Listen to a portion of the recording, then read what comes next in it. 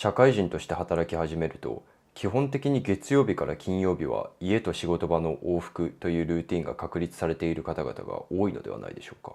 そういった日常を過ごす中で、毎日刺激がなくつまらない、仕事のストレスばかりで全然楽しくないと思われている方もいるかもしれません。そもそも今は SNS が発達して、自分の身の回りだけじゃなく世界の人たちがどういった生活をしているのかを見ることができますよね。若くでビジネスを始めて頑張っている人たちや、いろいろなところに旅をしながらその様子をネットで公開して生計を立てている人たちなど、働き方も多様であるのを目の当たりにしつつ、そんな中自分が家と会社の往復のみをしている現状に疑問を抱かずにはいられないこともあると思います。たくさんの情報を得たり、自分と他人の比較がすごく簡単になって今の社会に生きる中で、ただ外的な情報に自分の感情を左右されるのではなく、自分にとっての幸せとは何なのかを考えることがこれまで以上に大事なような気がしています。当然幸せとは人それぞれであり、一概にこの方法を取れば幸せになるということではないんですけど、いろいろな人たちの幸せに対する考え方を知ることで、自分に合う合わない考え方や生き方を知ることができ、それらを自分の人生に応用することが可能になるのではと思っています。そこでこれまで僕が27年という短い人生を生きてきて感じた僕にとっての幸せの形について、この動画で皆さんにお話をしたいと思います。まずこれはすでに幼少期から分かっていたことなんですけど、僕は常に家にいることが大好きな人間でした。そもそも幼稚園に行くことに関して2年間、毎日なぜ僕だけが幼稚園に行かなきゃいけないのかと親に訴えていたそうです。この僕だけという部分に関しては周りに園児がたくさんいたので、なぜこのような考え方に至ったのかは自分にも分かりません。小学校に上がって友達ができてもその状態は依然として変わらず、友達が家に遊びに来ても大抵居留守をして家でゲームをしてました。今ではそんな僕と友達でいてくれた同じ学校の人たちには感謝しかありませんが、当時の僕にとって家が何よりも大事だったことはお分かりいただけたでしょう。そこから中学校に入って2年経った時に、このまま将来社会に出ても何の役立つスキルも持ってない状態の人間になるんじゃねと思った出来事がありました。それは幸運にも中高一貫の学校に通わせてもらっていたことで、高校3年生が卒業前に在校生に対して話してくれる会みたいなものがあったんですけど、2年連続でお前ら今のうちから勉強しとけよ、絶対大学入試の時後悔するけんというものでした。何か同じことが2回起こるときは大抵将来に何回も起こる可能性があり、そう考えると多分俺も高校3年生になったら同じことを言っとるんやろうなと思ったと同時に、自分の中学校でのこれまでの生き方について考えるきっかけになりました。確かに中学校に通い始めた最初2年間は環境に慣れるために勉強や部活で忙しく生活していたんですけど、ふと考えると中間と期末試験のために必死に勉強してテスト終わったら全部忘れてまた次のテストの勉強に移るという繰り返しの中で、このままだと多分大学に入っても同じような感じになり、特に突出したスキルもないまま社会に出て働くことになるのではないかと思った瞬間、だったらここにいるべきじゃないんじゃねという不安に駆られました。たまたまその当時に興味が出てきた英語、そして英語を教えてくれた恩師の影響をものすごく受け、高校からニュージーランド留学という選択をさせてもらいました。でも今考えると日々同じことの繰り返しの学校生活が嫌で、外に出ることで自由を求め、それが自分の幸福につながると思い込んでいたんだと思います。若い時は自分の人生の時間は短い、その中で何をするために生まれてきたのか価値を見出せなければその人生を無駄にしたことになるという0か100みたいな究極的な考え方、そして家族の支えがあり日本の外へ出ることができました。しかし同時に生き急ぐ感じで焦りを抱え、いつも自分は正しいことをしているのだろうかと悩んだり、英語も留学当初はうまく話せないことが多く、自分の能力はこんなちっぽけなものなのかと絶望することも多かったのが事実です。人生に常に目的を持つこと、その当時は英語を話せるようになるということから始まり、高校を卒業すること、大学を卒業すること、そして社会人としてニュージーランドで働くことといったように目標を掲げて生きてきました。だってゴールを作って達成すればいつか自分の理想にたどり着き幸せになれると信じていたからです。でも社会人になって感じたことは、目標を達成したらまた次の目標に移るという感じで幸福を得られることが少なかったということでした。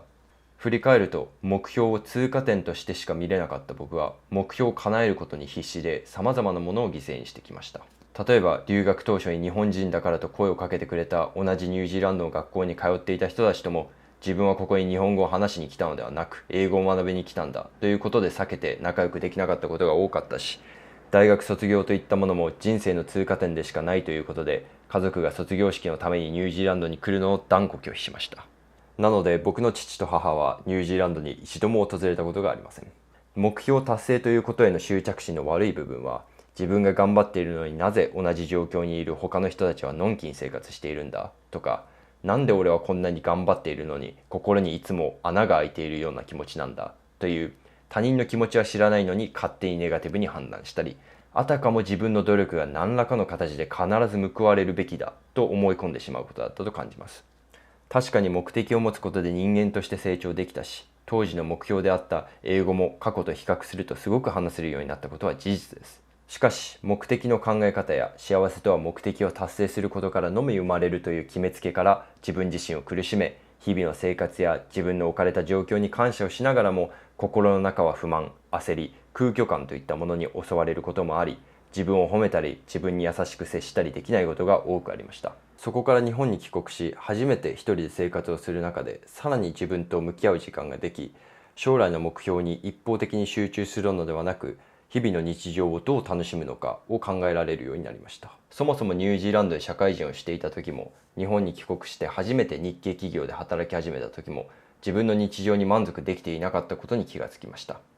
大げさに言えば学校にいる時のような外的なものに人生を支配されたり縛られているような感覚でした。思い返してみれば、ニュージーランドで数年付き合っていた方とは成長し、お互いの価値観がずれていたのを知っていたのにもかかわらず、居心地がいいという理由で別れを切り出せなかったんですが、僕が日本に帰国し遠距離になったタイミングでお互い別の道を進むことができました。仕事面では毎日特に面白みのないというか、なんで自分がその仕事をしているのか理解できなかったり、特に日本では上司の言うことを忠実にこなすことがいいとされ、自分の存在価値に関して疑問を持つような出来事が多かったからこそ支配されていると感じたのかもしれません。でも考えてみれば、人と交流したり付き合うこと、そして仕事というのは自分の人生の大半を占めているものであり、これらに不満を持つと当然日常に不満を持たずにはいられないことに気がつきました。そこで自分の日常を好きになるように行動すれば、本当の意味での充実感や幸福といったものを得られるのではないかと思ったあたりで、彼女のアナさんに会うことができ、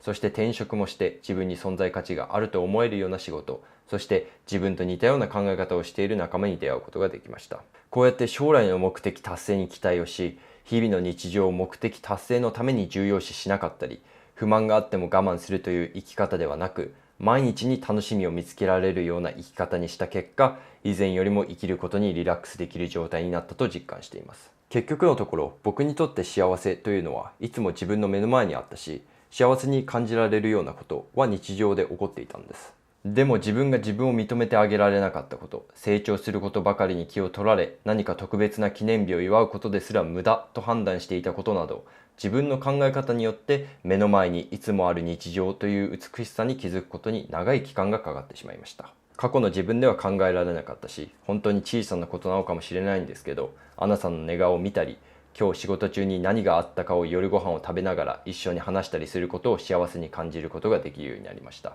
この動画の最初でお話をした通り、僕はやっぱり家で時間を過ごすのが大好きです。しかし、外に出ていろいろな経験を通して、それでもやっぱり家が好きなんだと気づき、さらに家で過ごす時間の貴重さを感じることができています。僕が今の日常に本当の意味で感謝できているのはこれと同じ原理で、過去に僕が目的に執着し、目標を達成するためなら何でもする感じで生きた経験があるからこそ、今の日常で楽しみを見つけることができているのだと思っているので、今では恥ずかしいと思うような過去の考え方や経験もありがたいなと思います。今日の動画はここで終わりです。もしこの動画が面白いと思った方は高評価お願いします。皆さんが高評価を押すと YouTube がこのチャンネルの成長を助け、僕が話す内容に関して興味がありそうな人たちに僕の動画が届きます。もしチャンネル登録がまだという方はチャンネル登録お願いします。僕は皆さんが見た価値があったなと思えるような動画作りを頑張ります。質問やコメントはコメント欄にお願いします。それではまた次回の動画でお会いしましょう。I'll see you guys later. Bye!